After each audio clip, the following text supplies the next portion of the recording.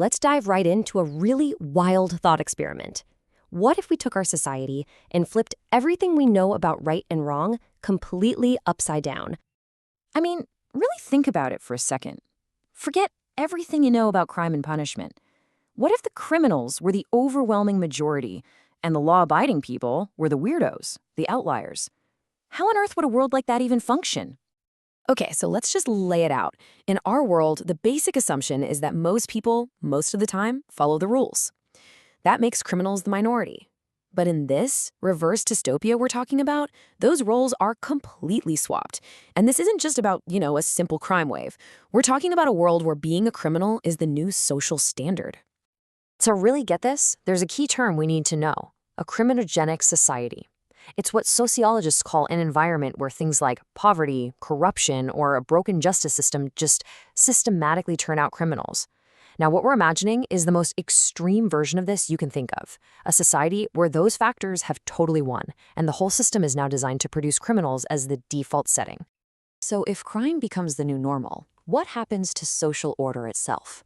Let's take a look at how the very fabric of this society would start to unravel, and maybe even reweave itself into something totally new and bizarre.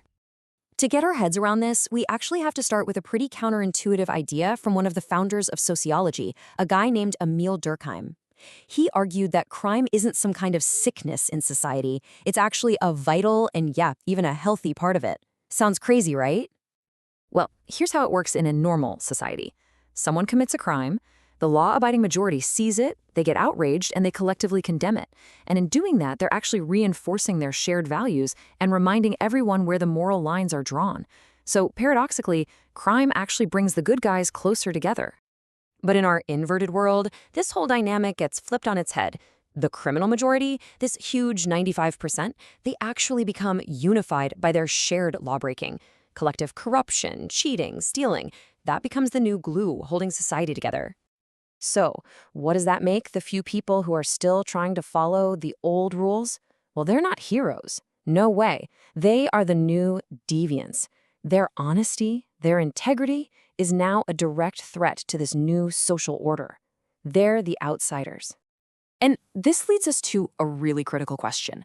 In a world that is literally run by criminals, who actually gets to make the rules? Who's in charge? To figure that out, we can't just guess. We need to look at a few really powerful sociological theories that try to explain why crime even happens in the first place, because that tells us a lot about power. So, we've got a few different lenses here. We've already met Durkheim, who saw the law as a way to reinforce what we all agree on. Then there's Merton's string theory, which basically says crime happens when people don't have a legit way to succeed. But for our question, it's that last one, the Marxist perspective, that's absolutely key. It argues that crime is just a natural result of a greedy system, and that the law is simply a tool used by the powerful. And bam, that gives us our answer. In a reverse dystopia, the law isn't some neutral force for good. It's a weapon. Whoever manages to claw their way to the top of the criminal food chain gets to decide what's legal and what's criminal, and it has absolutely nothing to do with morality. So the people in charge wouldn't be the honest minority. Of course not. It would be the most powerful, most ruthless criminal faction. You can just picture their playbook. They'd take over the police, the courts, they'd rewrite the laws to make their own crimes, like massive corporate fraud, totally legal. They'd create this zone of impunity just for themselves and their buddies. And the law, it becomes a club to beat their enemies with.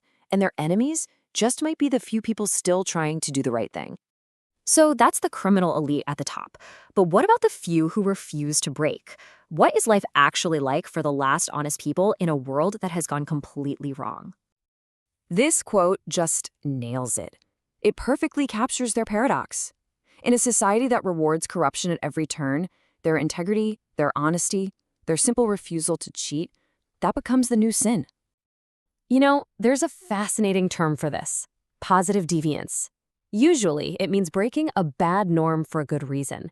But here, the law-abiding are committing positive deviance just by being decent human beings. Their crime is sticking to a moral code that the rest of society has just thrown in the trash. So being pushed to the absolute fringes of society, these moral minorities wouldn't just vanish. They'd do what marginalized groups have always done throughout history. They'd form their own subcultures. They'd have to create their own little communities built on trust and shared values, a quiet, cultural resistance against the corrupt world raging all around them. And you know what? This shows up all the time in stories we love. Think about the cops in The Wire trying to do good police work inside a completely broken system. Or the community builders in Octavia Butler's incredible book, Parable of the Sower. These stories are all about that profound struggle of how you maintain your soul when the world itself seems to have lost its own. Okay, so all of this brings us to the final burning question. Could a society built entirely on a foundation of crime actually survive in the long run? Is it sustainable?